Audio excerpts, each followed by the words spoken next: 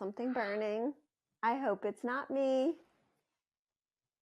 I'm making sure that I didn't catch my chair on fire over here. We are a little close, but the reason that we're close is because, we have a cozy atmosphere to create here for our YouTube family. So just making sure we're not catching on fire over here while I smell things burning.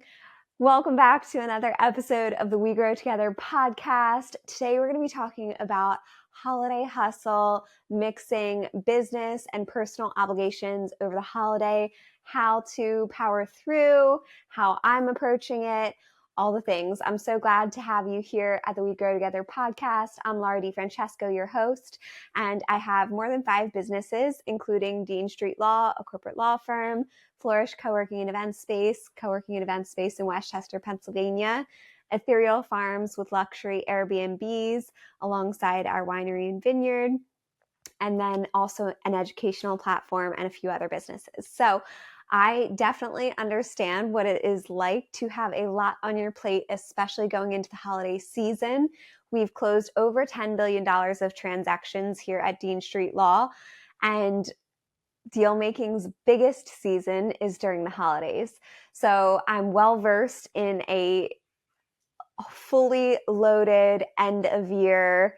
Absolutely. And this year is unique because I was in an accident 3 months ago, and I am in a lot of pain still. I have a lot of vertigo, dizziness.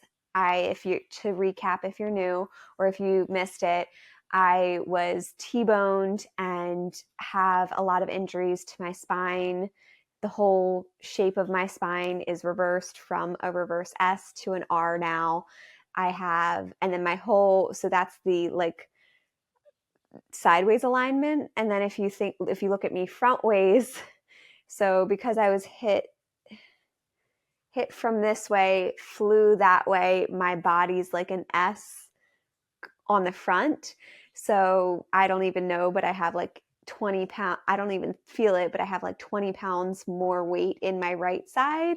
But my left, if you look at me, what I think is true vertical, my head's tilted left and then my body's positioned right. So I'm all kinds of messed up. I have 3 vertebrae out of place, a bulged disc, pinched nerves throughout, a lot of challenge and damage to my nerves, the muscles around it, a lot of pain on a daily basis. And then I have a really, really bad concussion. So I have trouble with memory recall and remembering anything, remembering full conversations, as well as really, really severe vertigo and dizziness and migraines that come from daily activity.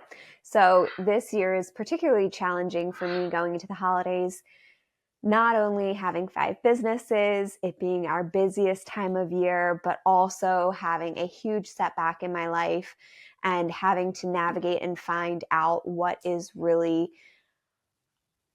something that's feasible for me, what will work for me. So I am working on understanding my limitations. I feel like it's been an education process the last 3 months, understanding what my limitations are, because it just continues to surprise me in different ways. So if you have a lot going on, if you've had recent setbacks in your life, personally, with your family, professionally, I get it. Believe me, it's not easy going into the happiest, cheeriest, jolliest time of year when you have stuff personally that's really challenging you. And so I want to talk about how to balance business and personal life, how to take care of yourself during that season, what I'm doing during this unique season of my life to be able to navigate it more successfully. Overall, I think one of the most important things is to just remember it is a time that has so many marketing dollars behind it and so many pressures around it and invitations and everything. And at the core, what's most important is that you have your family, friends, community, and that you spend time together enjoying the holidays together. I went to a holiday event. I was being awarded an award. I've been canceling all of my events, but I really, really wanted to make this event because I was being presented with an award that I am exceptionally honored to have received for Crew Philadelphia, their MVP for the membership group. So it was an absolute honor to go to the holiday party and be able to receive the award. But when I was there, someone on the elevator told me that it was her fourth event of the day, of the evening, since 4 p.m. It was her fourth event of the evening. And I feel like I've been through those times in my life where I want to go to this thing, I want to go to this thing, I want to go to this thing, and I want to be all the places for all the people and feel like I'm showing up. I will say I'm sure she was in some sort of business development role. I would imagine. I don't know, but I would imagine she was in a business development role where that is her role and her function to attend events. I hope. I've been the person going to all the events, but 4 in a night, that even tops my wildest ambitions. And we know how ambitious I am personally. So in this new season of life for me, with the accident and everything I'm going through, one of the biggest, most important things for me is not overcommitting and understanding what I need to do for myself to be the person I want to be with all of my loved ones. And so that takes a lot of conscientiousness, a lot of planning, a lot of intentionality, and you're going to have to let go of a lot of things too. And that's, I think, one of the toughest things for me, particularly this time of year, because you want to spend time with your friends. You want to go to this holiday event with the others.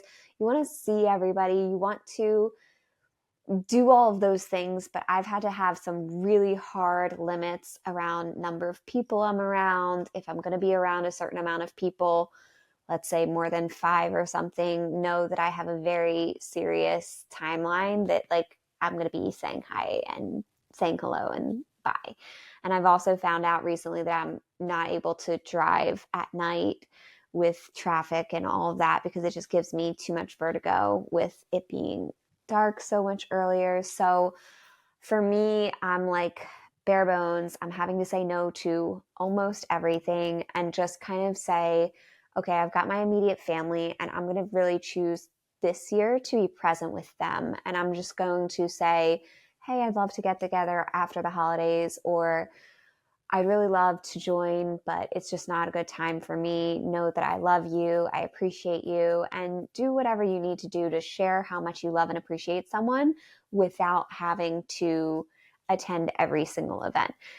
It has been very, very hard for me. I have a very hard time saying no to people I love. I think one of our greatest strengths in our family is always showing up.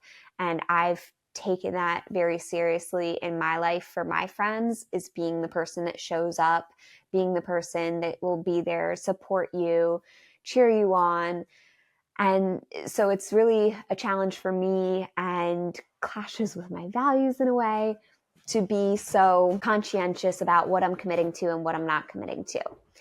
And so in that way, sometimes you're playing jigsaw with all of the ideas and commitments. And I think if you can communicate early and make a decision early, of course, everyone who's hosting needs a head count that's respectful and giving them the conscientiousness that they need to be able to provide to plan their holidays and whether or not you'll be there. So take information, make decisions early, and just decide. And you're going to have so much more peace in the holidays when you just make a decision of what you're going to do instead of stressing out about having to be this place and thinking about whether you should attend this or not.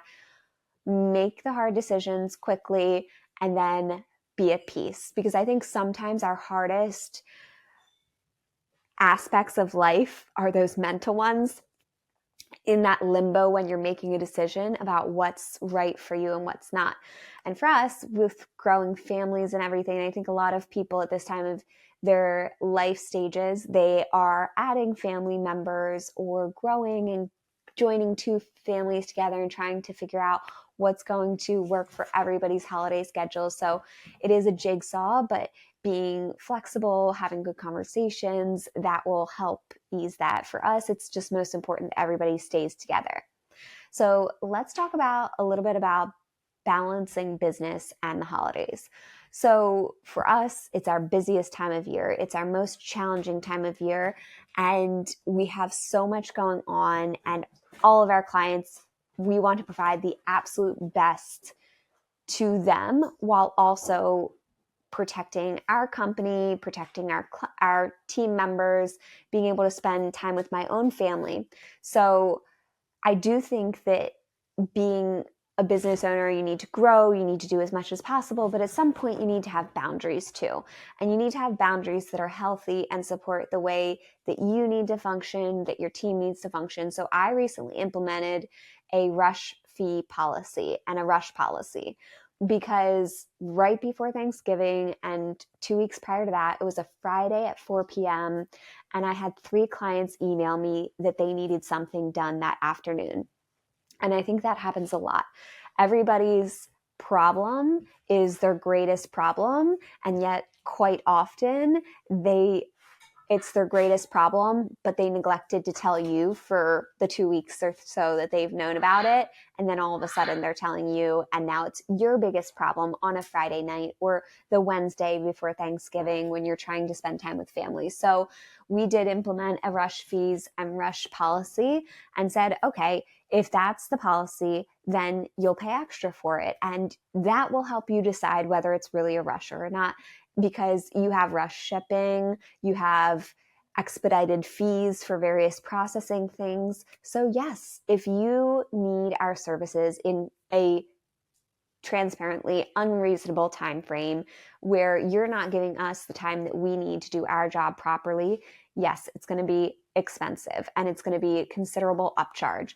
And I think that while you can't necessarily implement all the boundaries you want at the very beginning of your business career, as you grow, start to think more about what boundaries that you can implement in your business that are going to protect your peace, protect your business, protect your team members, because it's not just my holiday. It's not just my Thanksgiving. It's all of my team members too. And I think that would have been really, really tremendously impactful of my experience in Big Law had it happened previously as well, because I had a deal that decided to close in 2 weeks, a $50 million deal that decided it wanted to close in 2 weeks. And that 2 weeks was over Thanksgiving. I worked 19 hours on Thanksgiving one year in Big Law. And to me, that's just rude and disrespectful. I understand that there's important aspects of business, and yes, there was a lot of financial reason for it, but there's no reason why my hourly rate should have been the same for a day in the office up to 10 hours as it should be for a Thanksgiving missing time with my family obligation. And so yes, lawyers are paid hourly. Yes, they are well compensated for their expertise that they have spent years developing. But just because they have a unique set of knowledge that commands a high value does not mean that they're robots and can work 19-hour days and work overtime all the time, and that be treated equally and the same as any other Monday or Tuesday at 2 p.m. So I know that's challenging when you have a lot of different clients and you can't necessarily bill overtime, but there should be some sort of difference. So you have to think creatively in your business, what are stressful times and how can you alleviate that stress, and how can you communicate expectations with your clients so that you're all aligned? One of the things that I see a lot of stores saying is, if you would like your gift by Christmas, it needs to be ordered by this date. And that's going to give them enough time to pack it, to ship it, to make sure you've gotten it, to make sure that they can respond to any additional needs that you might have and still be able to enjoy their holiday as well. I think that's really, really important, that as entrepreneurs, we are leaders in this space, and we set the tone and set the expectation. If every single business leader in the United States were to have a philosophy that they needed to protect their team and they needed to make sure that their team was taken care of and was able to enjoy holidays with their families too, I think we'd be in a very different situation. I don't think that this is the same in Europe based on what I've known from living there for a month and a half and what I know of the culture. I think this is uniquely something in the United States, and I'm sure a few other countries as well. But to me, there is nothing more important than family and nothing more important than spending time with those that you love on the holidays. And it is our responsibility as entrepreneurs, as business leaders, to effectuate the change that we want to see in the world. And to me, at a very small level, that means protecting the peace of my business, because I know that that is time that I value tremendously. And that's one of our core values in our business. And we want clients that respect that. And yes, that's going to impact the amount of clients that you have and who's doing business with you. And yes, if you are a retail store and you say this is the cutoff for Christmas deliveries and it's 2 weeks before Christmas, yes, that may impact your sales. But guess what? Your team members are the essence of your business. They are the reason it's successful. And so it's so much more important to protect your peace and to have sustainability long-term than it is to make a bit more money over a short period of time. You have to think long-term, long game for everything in life. Another thing that's stressful for a lot of businesses and a lot of individuals as well is the financial aspects of the end of the year. There can be a lot of aspects that are more expensive than traditional. Expenses may be more expensive. Expenses may be more because you're producing more or doing more, and so cash flow might be tight. From a financials perspective, personally, obviously there's a lot more spending that happens towards the end of the year than happens throughout the year. So how can you be mindful and also successful in your financial approach to the holidays? I'm not perfect on this. I tend to decide what I want to do and then find a way to engineer it. So I do tend to be like, okay, this is what I want to do for this year, and this is what I need, and this is how I'm going to get it, and then I'm going to get it. And then I plan backwards. I do that in advance though, so that typically helps a lot.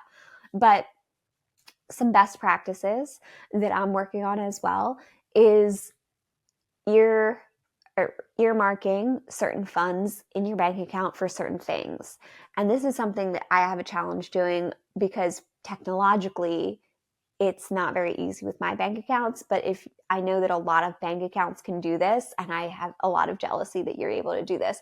But basically you can have subcategories within a bank account, so you don't have to have like 20 bank accounts to be able to discern what you're ear tagging or you're marking different funds for, which is really helpful. So you can say, these are my holiday presents and how much I plan to spend for that. This is how much I plan to spend for travel. I know I have taxes that I need to pay. This is what I'm going to earmark for that. So really being intentional about earmarking things and not spending what you don't have.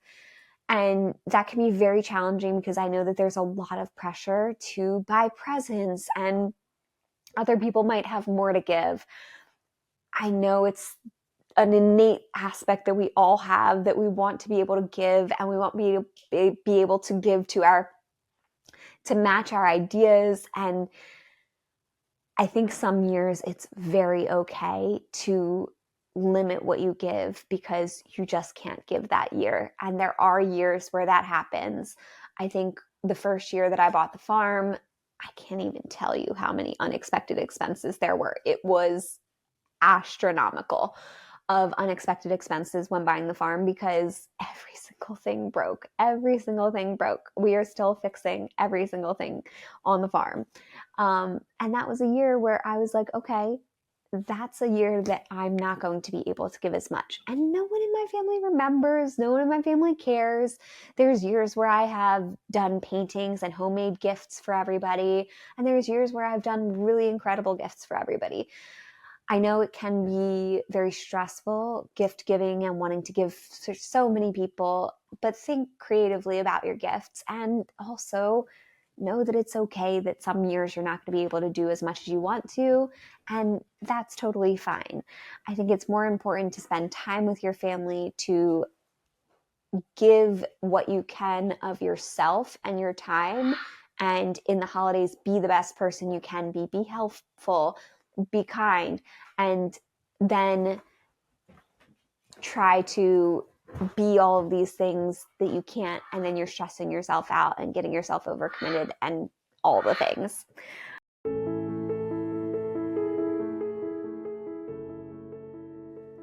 The number one question I'm asked is, how do I do all the things I do? So I put this into a course, a workbook, and a workshop where you can find all the little details about how I do this on a daily basis. And I've called it the Wild Ambition Lifestyle Design Course, Workbook, and Workshop. Transform your dreams into reality with guided vision setting, storyboarding, journaling, and all the tools I use to bring my dreams to life, with over 100 lessons, 200 plus pages of workbooks, and lifetime access so you can return to it whenever you need to. The course itself is that iterative process of how we continue to evolve over time to be the best version of ourselves. If you are an ambitious individual, if you want to make your dreams come true, I think you'll really love Wild Ambition, and I encourage you to check it out in the show notes. Start your journey today. Enroll now to dream and live with wild ambition.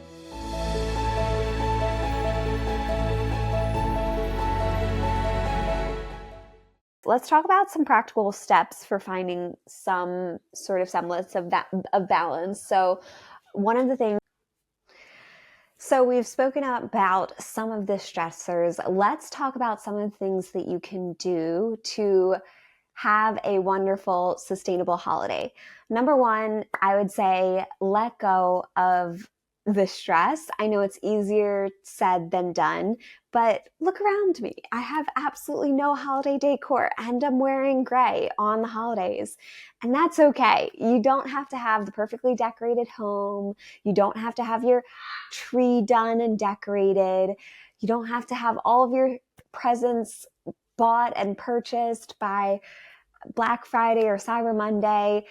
There's so many external expectations that we have as a society, that people are doing, and that we tend to accumulate on ourselves. And one of my favorite meditations is where you visualize those aspects and let it fall away like dust, like as if you're just shedding this and just letting it fall away from you. And then you just shake it all off, and you're yourself, and you are innately a happy, healthy human being. But sometimes the dust and dirt and expectations of life collect on us and stress us out. And if you go through those practical visualizations where you have a physical manifestation of those in your presence or being, and you can visualize letting them go, I do find it to be a lot more helpful. And then also being really good to yourself about planning, prioritization.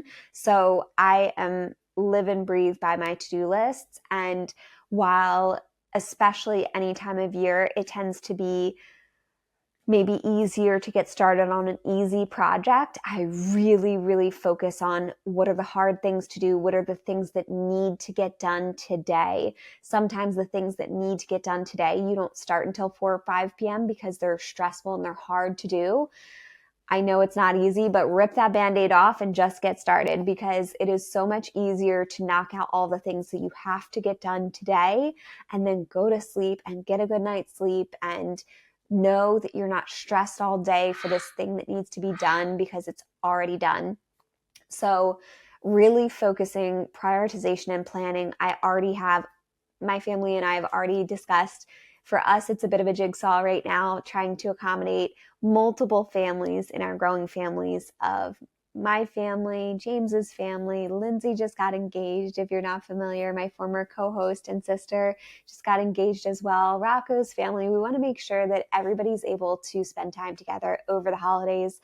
And so we're planning out a couple years in advance because it takes some forethought and intention to be able to spend time together. So that's really important to us. And when you are able to plan ahead and have realistic expectations, for me, when I host, on years I host, I like to say, okay, here's what I'm doing. I'm hosting on Christmas Day, so here's what I'm doing Christmas Day. And here's what I can do the 24th and the 23rd and the 22nd, and all the things that I can do different days to spread it out so that it's a bit easier.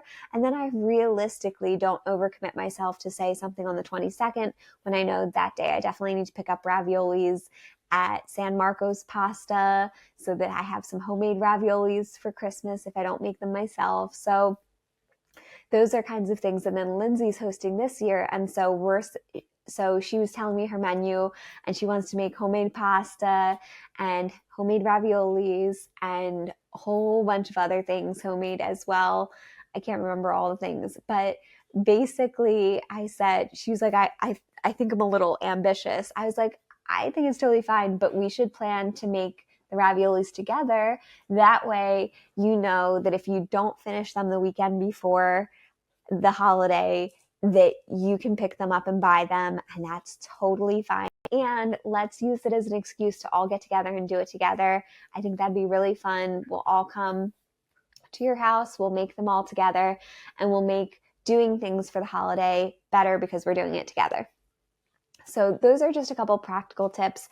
Use your planner, plan ahead, prioritize, keep yourself organized, and also communicate. If something needs to be pushed to the next day, whether it be a client that you need to tell or a friend or something like that, just communicate. I think that communicating can be so much easier. A lot of people are pretty understanding and flexible, and I'm sure they would rather you enjoy time with your family than be working late on a project for them. So I've always found that I work late on a project and then someone doesn't look at it for 2 weeks, which just, oof, that gets me. And that's also the reason why we have rush fees now, because man, oh man, when you ask me to drop everything and rush around and do all the things and then you don't look at it for 2 weeks, oof, nope. I am not available for that energy whatsoever. And you have to decide what you're available for, what you're not available for, and set healthy boundaries so that the holidays can be peaceful and easy and good feelings for you, because you want to be the person you want to be, and you want to show up as the person you want to show up in your situations with your family, socially.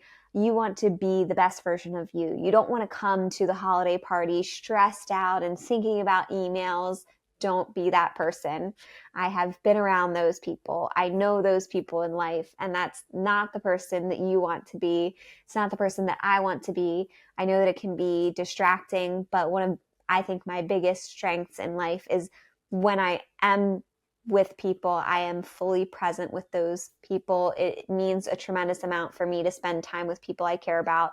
And so for me to be present is one of the most important things that I can do, and the greatest gift that you can give as well. Your presence of mind, being in the present moment, not being on your phone, even if you've got emails coming in or texts and everything. I think something that I've always struggled with is putting up an out of office and communicating out of offices to clients, because in big law, it was very frowned upon for you to take out of office and communicate that to clients because it was expected that you were always available.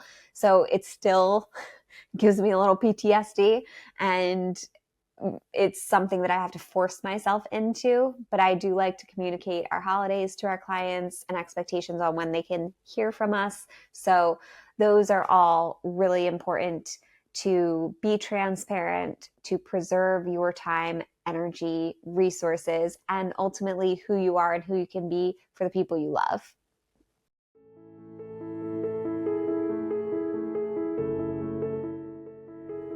When I was starting my business, I needed a place to create, a place that filled me from the inside out, somewhere that inspired me, helped me make content, a place where I could go to get good work done and host events, gather in community, celebrate one another, host family and friends for gatherings. So I created Flourish Co-working Space in Westchester, Pennsylvania.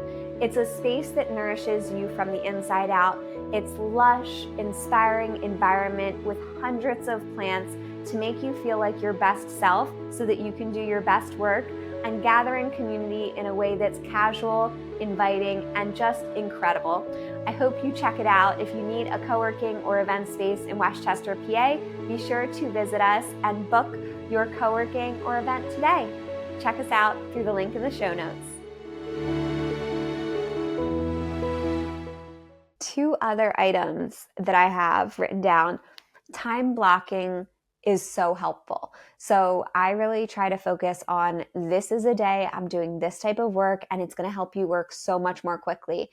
Think of how much more work you can get done more quickly when you're not being interrupted, when you're able to do deep work. That can be a huge difference between being able to have plenty of time to enjoy the holidays and being stressed out because all day, all you're doing is jumping from one task to another, and you're getting fatigue and you're getting decision fatigue and forgetting things and being interrupted. It's very challenging. So get those time blocks and those good times where you can get work done. If you're an entrepreneur, if you have a lot of people reporting to you, if you get interrupted often, that may need to be a little off hours. I really enjoy working a little bit past a normal workday or a little bit before a normal workday, or maybe an hour or two on Sunday this time of year to just defray a lot of the stress and enable me to get so much more work done so much more quickly.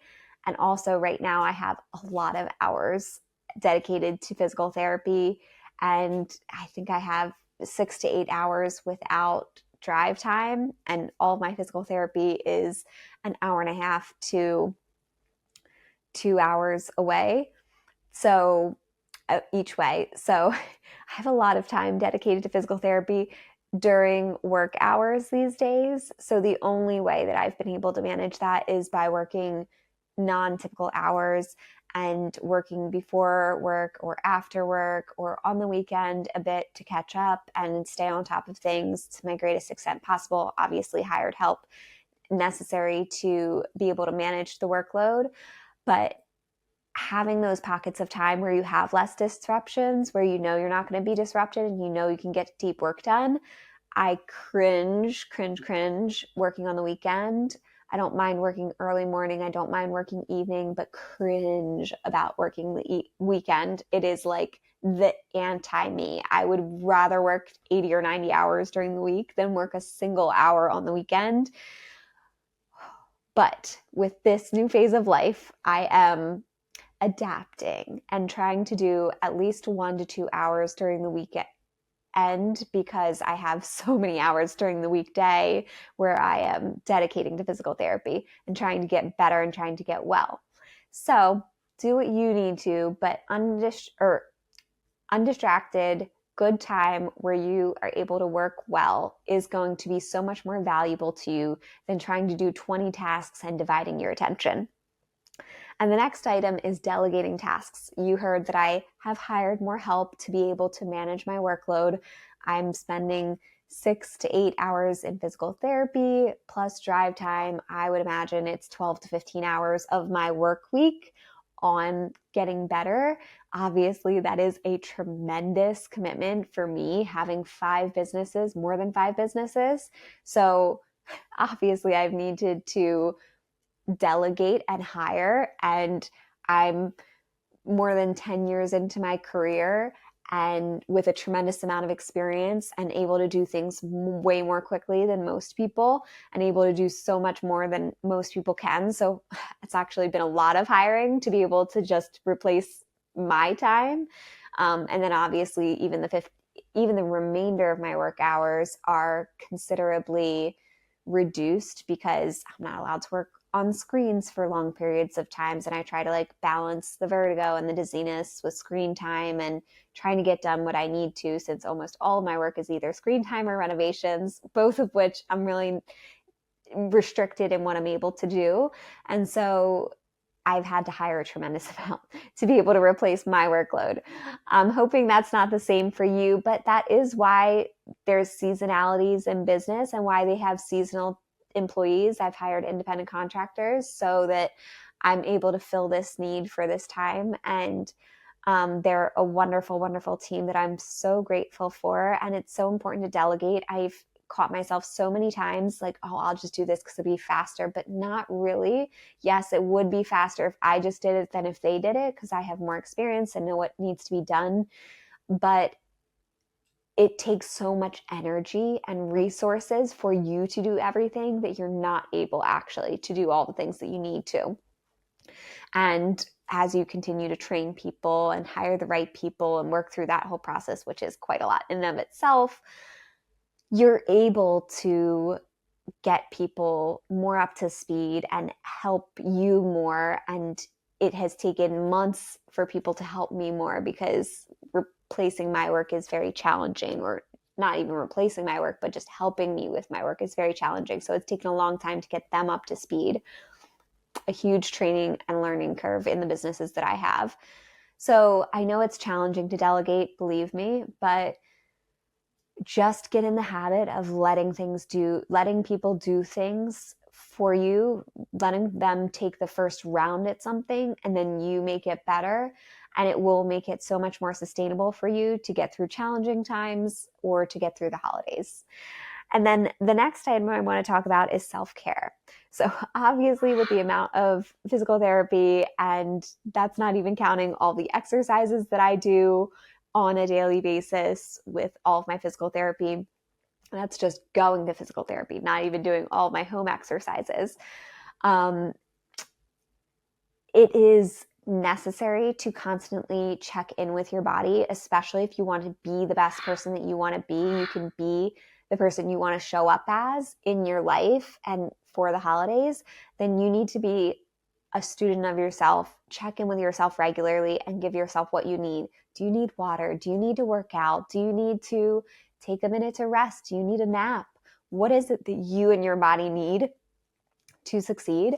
And not just reactively. Really try to be proactive about what you and your body needs to show up as your best self during the holidays.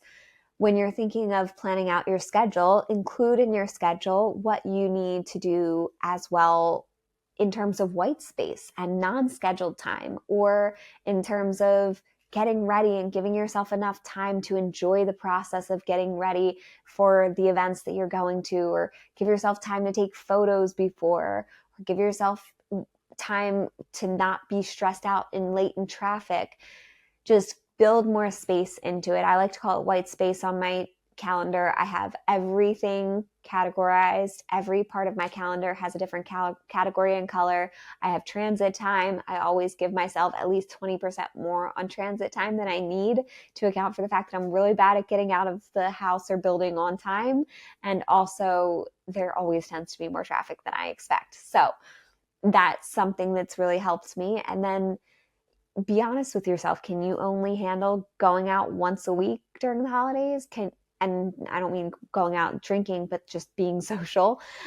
Can you only handle one time being social a week? Can you handle 2 times being social a week? For me, there's physical limitations to that. So I'm having to be really, really honest with myself about what can I actually handle this holiday season, and saying, oh, you know what? I've already committed to these 2 events and I would love to come support you at this, but I can't because I've already committed to these 2 things and I know I don't have any capacity for anything more. It's so challenging to tell that to people you love, especially when they're like, oh, it won't be stressful, or, oh, it's okay, if you come late, or anything that they try to do to be accommodating and make it less of a commitment for you. Even with those accommodations, sometimes it's just necessary that you decline commitments and build in white space and take that time to take a nice long shower or a nice bubble bath. I love a bath. Nice time by the fire, snuggling with your pets. Use that to recharge. Okay, I just have a few more things to share for this episode. A couple of them being how I really love to spend the holidays and some traditions and things that I really like to do as little holiday takeaways. So one of those are traditions. Traditions mean a lot to me and my family, and I think it's important to both be flexible in how you evolve your traditions over time, particularly as your families and who you're spending time with changes, and you want to be adapting to those. But having traditions that you repeat every year are just incredible.